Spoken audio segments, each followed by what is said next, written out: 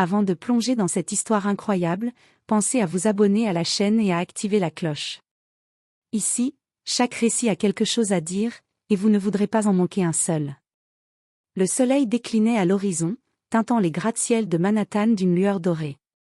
Dans un restaurant chic de la 5e avenue, Jonathan Mercer, un millionnaire réputé pour ses affaires audacieuses et son arrogance notoire, était sur le point de déguster son plat préféré, un risotto aux champignons truffés.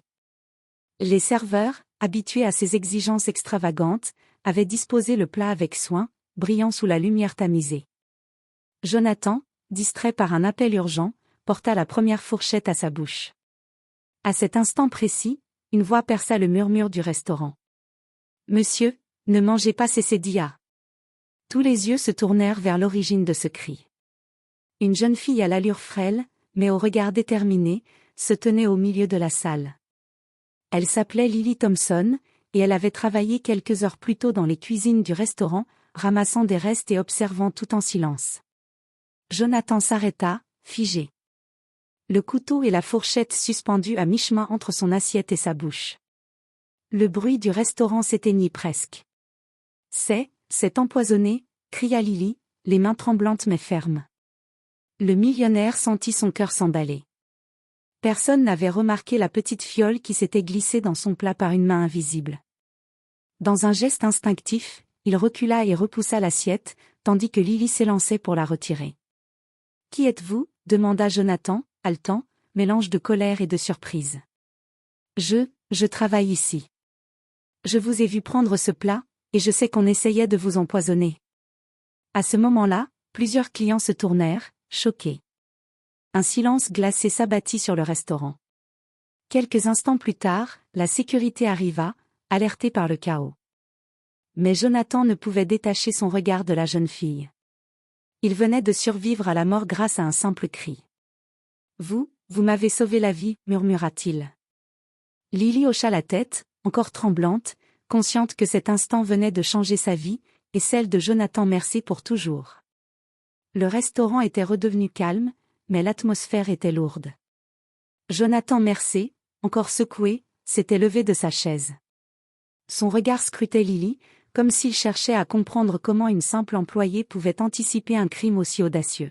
« Comment avez-vous su » demanda-t-il, sa voix tremblante d'adrénaline. Lily baissa les yeux. Elle n'était qu'une jeune fille de 19 ans, frêle, avec des cheveux bruns attachés en queue de cheval et des yeux clairs qui semblaient lire tout autour d'elle. Je ne sais pas exactement.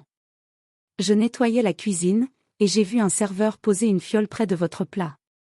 Je n'ai pas réfléchi, j'ai juste crié. Jonathan sentit un mélange d'incrédulité et de gratitude. Sa vie venait d'être sauvée par le courage d'une inconnue. Il se redressa, songeant à la gravité de ce qui venait de se passer. La sécurité fouilla le restaurant, et la police arriva quelques minutes plus tard. Ils trouvèrent une fiole contenant un poison rare, presque indétectable. L'attaque était ciblée et professionnelle. Jonathan réalisa alors qu'il n'avait pas simplement échappé à un accident, quelqu'un voulait sa mort. « Je crois que vous devez rester avec moi » dit Jonathan d'un ton sec, mêlant autorité et urgence. « Je ne laisserai pas que ce genre de choses se reproduisent. » Lily secoua la tête, hésitante. « Monsieur, je ne suis qu'une employée. Je ne peux pas me permettre. Je ne vous demande pas. Je vous ordonne. » Le regard de Jonathan était si intense que Lily sentit ses protestations s'éteindre. Ils quittèrent le restaurant sous escorte policière, mais dans sa limousine privée, Jonathan commença à interroger Lily sur tout ce qu'elle savait. Chaque détail pouvait être crucial. Qui avait mis le poison? Était-ce quelqu'un de son entourage professionnel? Ou un ennemi qu'il n'avait jamais soupçonné? Pendant que Lily racontait tout ce qu'elle avait observé, Jonathan sentit une étrange sensation. Pour la première fois depuis des années, il dépendait de quelqu'un d'autre pour sa survie.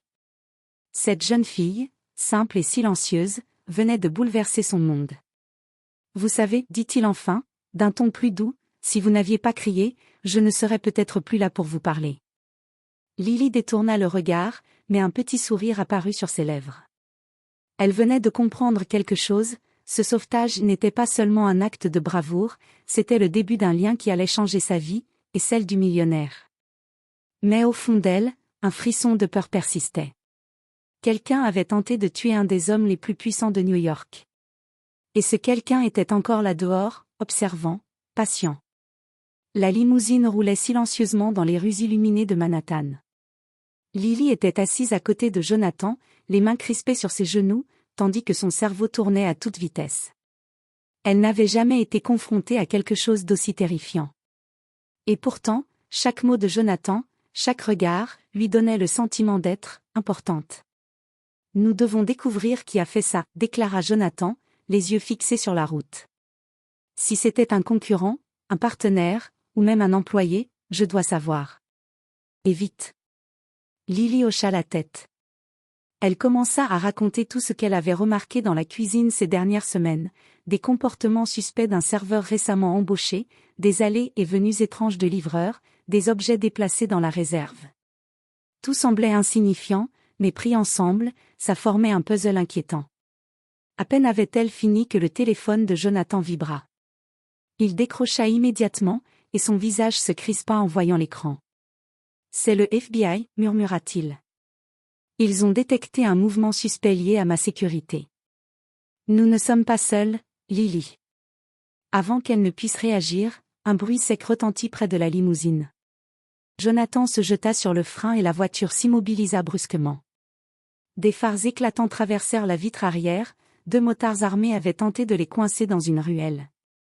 Lily sentit son cœur s'emballer. Elle n'avait jamais été dans une situation aussi dangereuse. Mais Jonathan, sans perdre son calme, actionna un bouton caché dans l'accoudoir, un signal de détresse. Quelques secondes plus tard, une équipe du FBI arriva, encerclant les assaillants. « Vous êtes sûr que ça vient de quelqu'un de votre entourage ?» demanda l'agent spécial en charge, un homme au regard perçant nommé Mark Reynolds. Jonathan hocha la tête. « Oui. Et je pense que c'est quelqu'un qui sait exactement ce que je mange, ce que je fais, et quand je suis vulnérable. » Lily comprit soudain que la tentative de meurtre n'était pas aléatoire. C'était calculé, méthodique, presque chirurgical. Et plus effrayant encore, l'assaillant savait exactement où et quand frapper. « Mademoiselle Thompson, reprit l'agent Reynolds en se tournant vers Lily, vous avez sauvé la vie de Monsieur Mercer. Nous aurons besoin de vous pour nous aider à identifier ce poison et ceux qui l'ont utilisé. Chaque détail compte. » Le cœur de Lily battait la chamade. Elle venait de passer d'une simple employée à témoin clé dans une affaire qui pouvait secouer la haute société new-yorkaise. La peur la tenaillait, mais quelque chose en elle vibrait, c'était le moment où elle pouvait faire la différence. Jonathan posa sa main sur son épaule, un geste rare de gratitude et de protection. « Je vous ai dit que vous étiez importante. »« Je ne pensais pas que ce serait aussi vite, » murmura-t-il.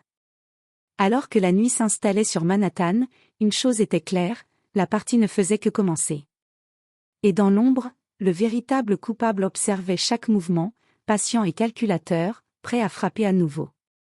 Le lendemain matin, Manhattan s'éveillait sous une légère brume.